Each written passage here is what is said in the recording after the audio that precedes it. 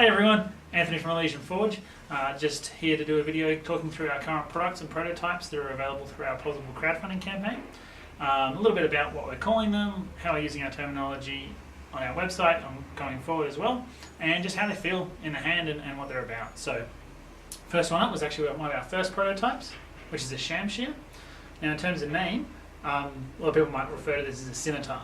Now scimitar is an interesting word because it appears in European context, but never in Middle Eastern or Indo-Persian context. So what we've decided to do when we're talking about our swords, we're using the word scimitar to refer to that whole family of swords from North Africa, Egypt, Middle East, Indo-Persia, that have the typical archetype and the characteristics, but there's a whole different family of swords there. This one is a shamshir, which is a Persian type of sword.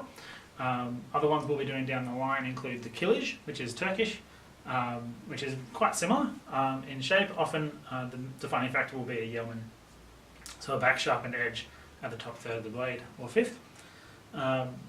Also very common with the shamshir is this hook handle, you can see there, and typically what we call a star guard with a diamond sort of cross section there is very common. So we wanted to really show off the typical features of a shamshir with this, and it really feels great. When we're down at Swordcraft Quest, people loved it. The way it moves, the way it swings, it really feels good. And one thing we noticed right away is the way we have made the handles is based on historical proportions, sorry, and it actually changes the way you use the sword. I come from a background of practicing sabre, and particularly British and Polish sabre. And what's interesting there is they have different grips, but in British sabre you would often thumb the back of the handle like this, or also just handshake grip like that. With the shamshir handle, you can do that. You can also do finger over, that works also. But what's interesting is it actually doesn't feel right to do that. It changes how it moves, and what actually feels the most appropriate is to actually let your pinky fall into the hook of that handle, and let the weight of the sword bind your hand into the grip and hold it nice and secure.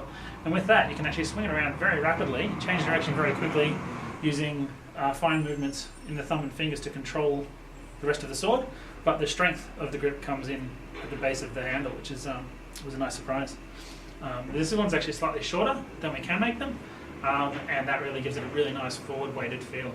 One of the things which a lot of people have spoken about when they got their hands on them is that the forward curve of the sword, as opposed to a straight sword, really does change how it feels. We noticed that of course with our prototypes as well, and most importantly the edge alignment is nearly automatic, also because of the shape of the handle.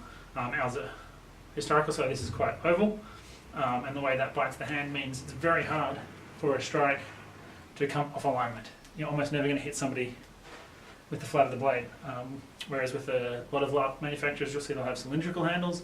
They're very easy to slip, and also when you're fighting for taps, it's very easy to just tap with the flat of the blade.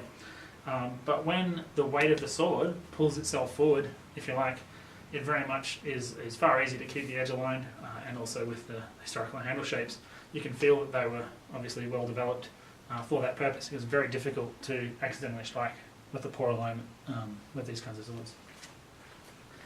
Next one up actually is the same blade form, we've just got a different handle. So this is a talwar handle, okay, an Indian sword.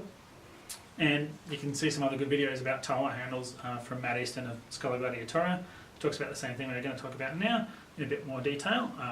The terminator of the blade here will be changed for our production model, obviously, so that it fits closer. But you can see, nice long one. This is the longer form of that same shamshir blade. Okay. Now talwars are quite interesting. They also often had yeoman at the top for a false cutting edge, and they're also often quite broad. But more commonly, I believe, in any reference books I've looked at, the same kind of shape where you've got a straight blade for the bottom third before it curves, which you call a variable curve as opposed to a continuous curve, is more common for talwars as well. So there are ones that with a continuous curve, but mostly talwars would have the more pronounced curve toward the front of the tip of the blade. Now what's cool about the handle with the talwar is that shape is quite unique and quite striking, and this is actually cast from an antique talwar handle that we actually purchased to cast. So obviously you've got the disc pommel, which is quite unusual, not many swords have that, and then you've got this shape here for the actual hand grip. Now what that means is when you hold it, I don't have particularly large hands, plenty of LARPers will have much bigger hands than me, that shape actually really conforms to your fingers, you can see there, and bites into the hand. You can see that bit fits into the palm. And what that means is that it's a really, really comfortable tight grip. The more pressure you apply on your grip, the more rigid the sword is relative to your arm, which is quite nice. The disc pommel has the effect of being unable to angle your wrist very far. Okay, so it almost forces you to have a 90-degree wrist, okay, like that, to the blade. But also, it means you can't really finger over comfortably, and you can't also handshake. There's no space. As you can see, it's far too tight. There's no room. You add some gloves on there, you're definitely not going to be able to fit it. Now, I like reach, so typically, if I was trying to do a thumb over, you get reach. You can't do that with a toe up. It forces you into this position. And what's really interesting about that is it changes the way you immediately start to fight. A grip like that is really, really strong, and it makes the sword incredibly responsive. So one of the things we notice when we put on the Tolwar handle is that because it's such a tight grip there, and it forces your wrist into that position, there's no wobble, and any time you move your arm, the sword responds really, really rapidly and strongly, which is excellent. Now, obviously, as I was talking about with the Shamsha, you try to use a British or a Polish hand grip on the Shamsha and it doesn't work. Same with the Tolwar, it's not even an option.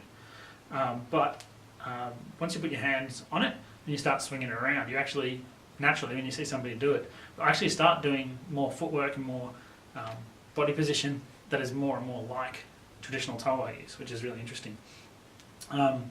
So typically, from what I've seen, Tolwar is a much squarer stance. Obviously, sabre is your typical arm forward. Keep your enemy as far away as possible. There's sequel areas with Tolwars, they fight much squarer, okay?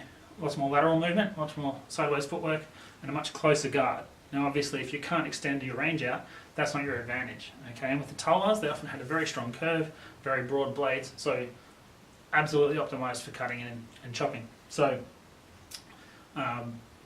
giving a nice close guard, getting a parry, and then a really, really deep, powerful cut, which you can get from this really strong arrangement and responsiveness of the sword.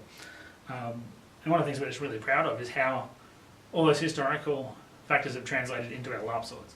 Because a lot of stuff, when it's not based in historical shapes and designs, you don't really notice that, the differences you can get when you use actual historical shapes and designs.